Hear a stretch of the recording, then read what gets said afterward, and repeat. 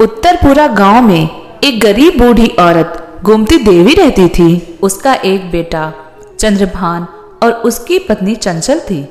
गोमती देवी भगवान विष्णु की भक्ति किया करती थी। वह सुबह उठकर स्नान आदि करती और पूजा की थाली लगाकर भगवान के सामने बैठ जाती और भगवान की पूजा करती।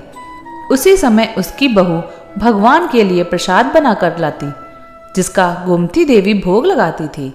यह सिलसिला कई वर्षों से चला आ रहा था। भगवान विष्णु की कृपा से चंद्रभान का व्यापार अच्छा चलने लगा।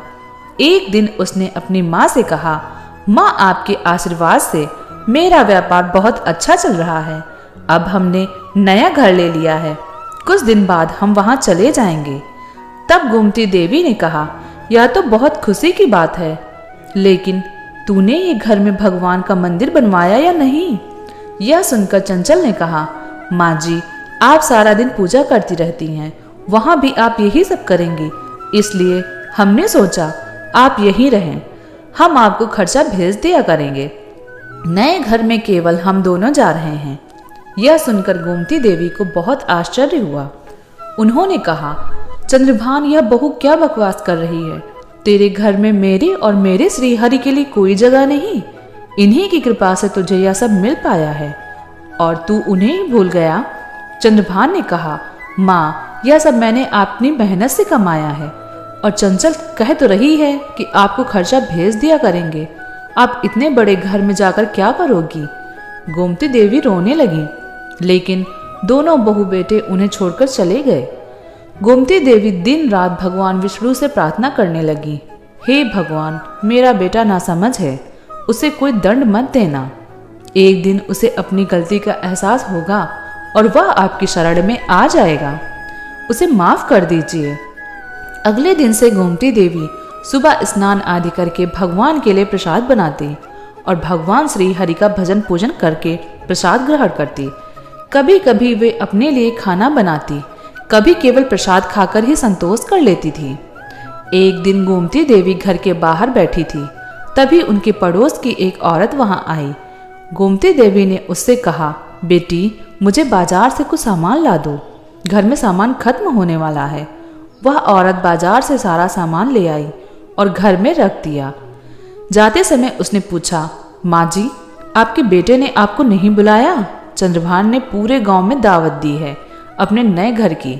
तब गोमती देवी ने कहा, जो मेरे श्री हरि का ना हो सका वह मेरा क्या होगा? अब मुझे उससे कोई मतलब नहीं है। यह सुनकर वह औरत चली गई। इसी तरह समय बीतता गया।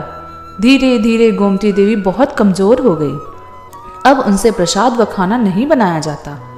बड़ी मुश्किल से वह प्रसाद बनाती और उसे ही खाकर संतुष्टि कर लेती थी।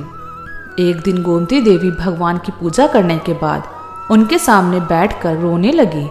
उन्होंने कहा, प्रभु, इस संसार से मन भर चुका है, आप मुझे अपनी शरण में ले लीजिए और कितना कष्ट सहना होगा आपसे मिलने के लिए। यह कहकर वे भगवान का भजन करने लगी।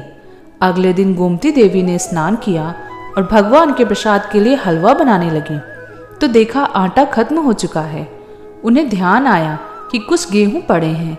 वे गेहूं लेकर चक्की के पास पीसने बैठ गई, लेकिन कमजोरी के कारण उनसे चक्की चल ही नहीं रही थी। यह देखकर उनकी आंखों से आंसू आ गए। उन्होंने कहा, प्रभु, आज मेरा शरीर साथ नहीं दे रहा है, मेरा नियम टूट जाएगा। मेरे श्री हरि भूखे रहें, यह मैं नहीं देख सकती। मुझे शक्ति दो प्रभु, जिससे मैं आपका भोग लगा सकूं। यह कहकर उन्होंने फिर कोशिश की, लेकिन चक्की घूम ही नहीं रही थी। एक बार और कोशिश करके वे हार गईं और रोने लगी। तभी नीले प्रकाश से पूरा घर भर गया और उन्होंने देखा भगवान श्री हरि विष्णु स्वयं चक्की चला रहे हैं। गोमती देवी यह देखकर आश्चर्यचकित रह गई। तब भगवान ने कहा, मैया, क्या देख रही हो? मुझे भूख लग रही है, इसमें गेहूं डालो। गोमती देवी को होश नहीं था। वे रोते रोते चक्की में गेहूं डाल रही थी और भगवान विष्णु गेहूं पीस रहे थे। जब गोमती देवी को सुध आई तो वे प्रभु के चरणों में गिर गईं। भगवान ने कहा, आज तुम्हारी तपस्या सफल हो गई, मांगो क्या मांगना है। गोमती देवी ने कहा, मुझे अपने चरणों में स्थान दीजिए प्रभु, और कुछ नहीं चाहिए। भगवान श्री हरि ने उन्हें आशीर्वाद दिया। गोमती देवी पहले जैसी स्वस्थ हो गईं। भगवान ने कहा, मेरा भोग कहाँ है मैया?